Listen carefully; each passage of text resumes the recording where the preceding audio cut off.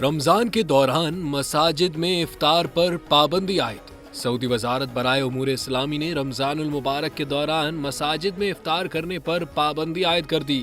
مساجد کے لیے خصوصی ہدایات جاری کرتے ہوئے ائمہ مساجد پر پابندی عائد کی ہے کہ وہ رمضان المبارک میں لوگوں کو افطار کروانے کے لیے کسی قسم کے عطیات قبول نہیں کریں گے۔ ہدایات کے مطابق رمضان المبارک میں مساجد کے باہر مختص کردہ مقامات پر افطار کروائی جا سکے گی۔ اس کے علاوہ ائمہ مساجد کو ترغیب دی ہے کہ وہ رمضان کے دوران نماز تراویح کو طویل کرنے سے گریز کریں اور عوام کو روزوں اور ان کے فوائد کے بارے میں عملی معلومات فراہم کریں۔